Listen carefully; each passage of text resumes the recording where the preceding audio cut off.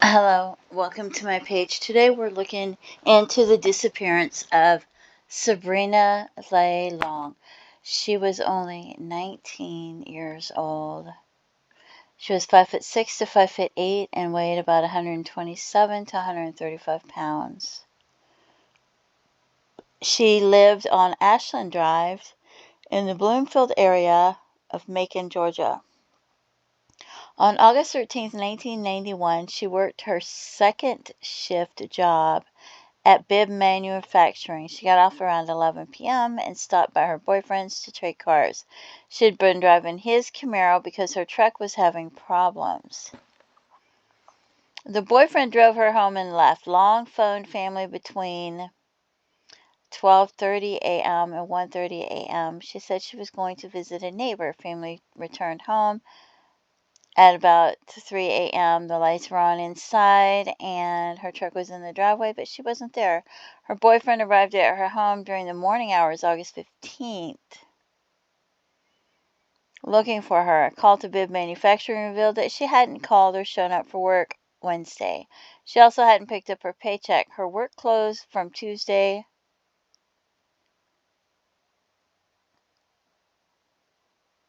were on the floor of her bedroom. I thought that would have been Monday. Her purse and makeup were in the house. Her neighbor said she never had plans to visit his house August 14th. Brown hair, blue eyes. Okay, and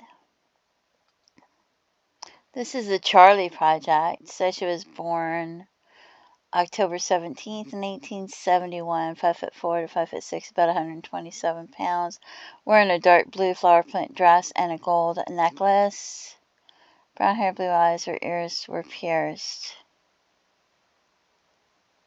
And these are 3 pictures. Okay, one of them's Melinda McSwain in high school. McSwain in 2018. I don't know. Keith Lloyd in high school. Maybe. Keith Lloyd 2017, maybe. Oh, maybe that was Melinda McSwain in high school, and then in 2018. And Keith Lloyd in high school and Keith Lloyd in 2017. So Long worked as a second shift employee at Bib Manufacturing Company. Her duties included placing labels on sheet packages. She resided at her former stepfather's residence on Ashland Drive in Bloomfield area of Macon, Georgia. He and her mother had divorced shortly before. Long's mother said she was attempting tough love with her daughter in 1891. Her mother said that Long treated her home as if she owned the property while they lived together. Long's mother suggested that her daughter find her own residence after she and her stepfather divorced. Long's relationship with her mother improved after they went their separate ways. Long completed her shift at the factory at around 11 p.m. August 13, 1991. She drove her boyfriend's Chevy Camaro back to his house shortly thereafter. Long's truck had not been operating properly and she drove his vehicle to work. Her boyfriend saw her back to her stepfather's house and departed shortly afterwards. Authorities believe that Long watched the Arsenio Hall show on television and wrote a 3-page note to her boyfriend around midnight on August 14th. She apologized for an argument that occurred and promised to cook him a lasagna dinner the following evening. Long phoned her mother between 12:30 and 1:30 a.m., said she was going to visit Keith Daniel Lloyd, a 21-year-old neighbor who attended her high school, to help him with a gift for his mother. She thought Lloyd's request was odd and asked her mother to call her within half an hour. Oh, because she thought that was an odd request and she didn't trust him. She asked her mother to call her within a half an hour. She didn't call her mother first. Long's mother said that she would be asleep by that time and suggested they speak later in the morning. Long's mother reported that her daughter sounded annoyed but gave no indication that anything was amiss. She was never heard from again. So apparently that's probably when something happened and she went missing. Long's stepfather returned home at around 3 a.m. after visiting friends in the Warner Robins area. He said that the lights were on inside the house and Long's truck was parked in the driveway, but there was no sign of her. Her stepfather discovered that Long's work clothes were lying on her bedroom floor and her purse, makeup, and money were also in the room. Because she occasionally stayed overnight at her boyfriend's residence, her stepdad was not initially concerned. Long often stayed out of touch with her loved ones for a day or two as a result of her work and social schedule. Long's boyfriend arrived at her stepdad's home during the morning hours of August 15th and asked where she was. She hadn't reported to work since the night of her disappearance and never retrieved her paycheck.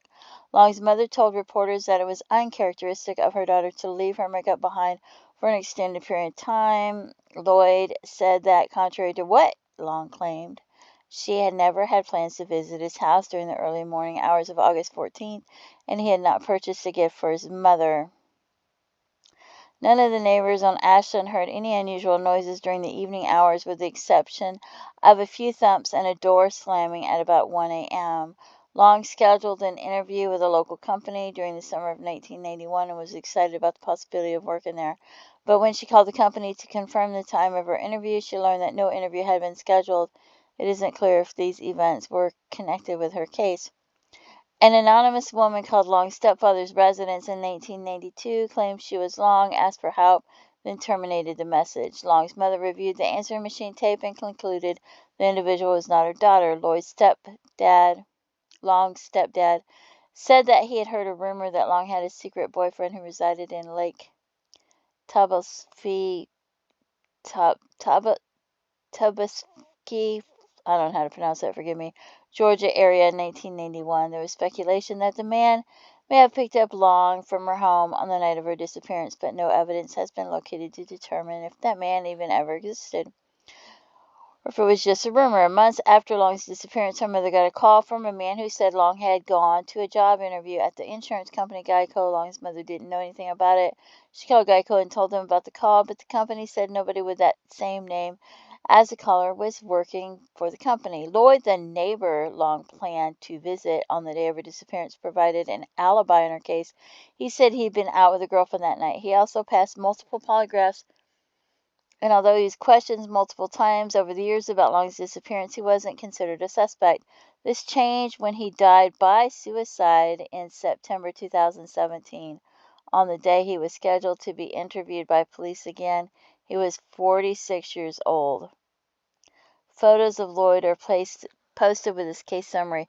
He left a suicide note indicating he was involved in Long's disappearance and also implicated Melinda McSwain. She was Long's age in 1991 and they attended high school together, although McSwain was a year behind Long. In October 2018, McSwain was charged with kidnapping and bodily injury in connection with Long's case. After she was arrested, Long's family said they didn't recognize her name. Photos of McSwain are posted with his case summary. She gave multiple statements to the police saying she was involved in Long's kidnapping and murder. In January 2018, she was additionally charged with malice murder and felony murder in Long's case. Apparently, McSwain told numerous different people that she had a role in Long's disappearance, but she told different stories about it, at one point claiming a known criminal associate believed Long was an informant, and this is why she was killed. McSwain named different other people as having also been involved in the abduction and murder. Some of the individuals she named were later proven innocent, as they were either in jail or had alibis. In August 2021, after nearly 3 years in custody, McSwain was released from jail on a $100,000 bond pending her trial. The judge who granted her application for bail noted the case against her was very weak and said he didn't think it was triable without further evidence. The district attorney has said that without evidence to corroborate her confession, he cannot prosecute her. I would think her confession alone would be enough to prosecute her. Long was born in Memphis, Tennessee, but she grew up in Macon. She is a graduate 1990 from Southwest High School. She was interested in English in 1991 and considered becoming a teacher in the future. Her parents had her declared legally dead in 1999. Foul play is suspected. So this is all allegedly, whatever they said on the Charlie Project. And then we have, this is the Daily Mail. It says, Georgia woman indicted on murder and kidnapping charges over the disappearance of a former high school acquaintance more than 25 years ago. I don't know what the date is of this. Melinda McSwain, 46, arrested over 1991 disappearance of Sabrina Leigh. Last heard from August 14th. Macon, Georgia. McSwain accused of kidnapping her, resulting in Long's injury and death. McSwain and Long went to high school together. Local media reports. This was from January 11th and 2018 by Sarah Mom for Mail Online. A Georgia woman has been arrested in connection with the disappearance of a teenager more than 27 years ago. Sabrina Leigh was last heard from in the morning hours of August 14th, 1991, at her home in Macon, Georgia. Melinda McSwain, age 46, who attended the same high school as Miss Long in the year below her, has been accused of kidnapping her, resulting in Long's injury and death. She is now facing malice murder, and that was back then. Felony murder and kidnapping with bodily injury. So it looks like she might have gotten away with murder, according to the Charlie Project, a website which chronicles cold case. Long lived with her stepfather, from whom her mother was divorced. She was last seen alive by her boyfriend when she returned to the house after finishing her work shift at a nearby factory around 11 p.m. Beautiful young girl. He departed soon afterwards, and she later phoned her mother between 12:30 a.m. and 1:30 a.m. and told her she was going to a male neighbor's home to give him advice on a gift he had bought his mother. She was never heard from again.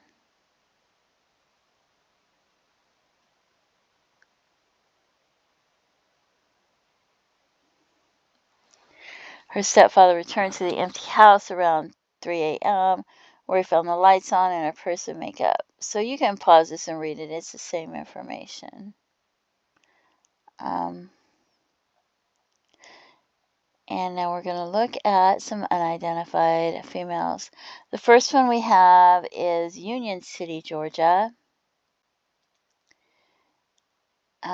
Age 16 to 30 years old.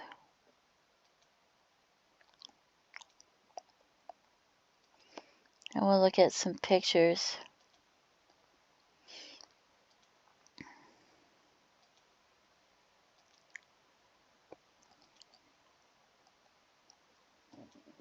To look at the shape of her face. Hold on.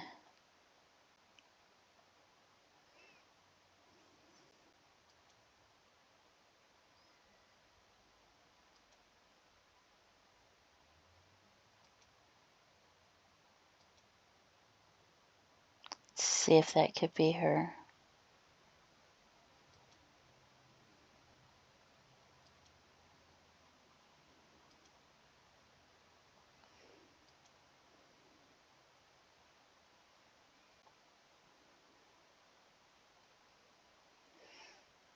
And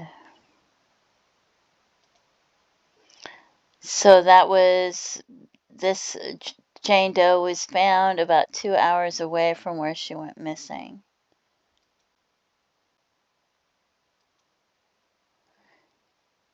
And it does look like there's a it does look similar. She does look similar to her.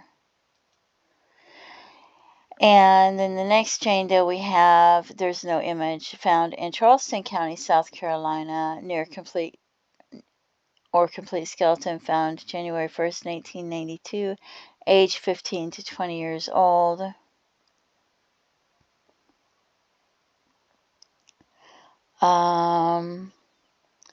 It says, it doesn't really give much information. We do not have any law enforcement or autopsy information.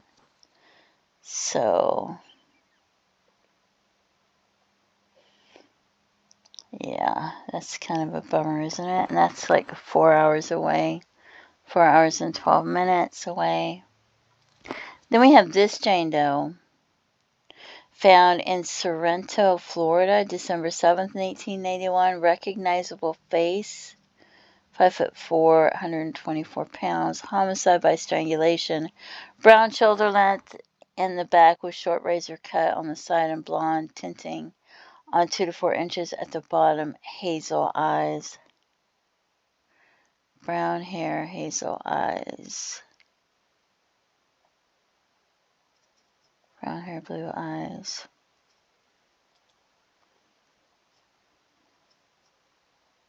Had given birth to at least one child and possibly two. So even though I really think this does look similar to her, I don't think she had any children. But I really thought she looked similar. Ears pierced, fingernails partially painted, cocaine in her bloodstream. Said she may have been a dancer in a topless club. Red hooded sweatshirt, white blouse, and white sock on right foot. Unusual gold dangling earring with stars and hearts. A hiker discovered a woman's body beneath a pile of tree branches on a hiking trail near CR 433 in Sorrento. She was naked below the waist and had been the victim of rape and homicide.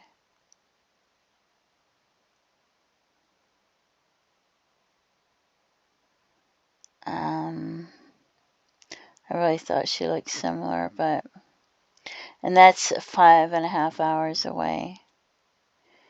And then we have a Jane Doe found in West Virginia, September 1st, 1991, near complete skeleton. She was 5'7".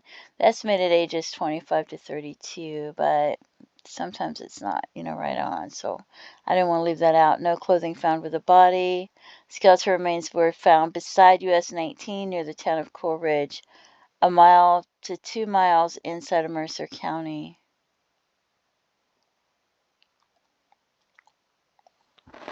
And then all the way in New York, which is really far away.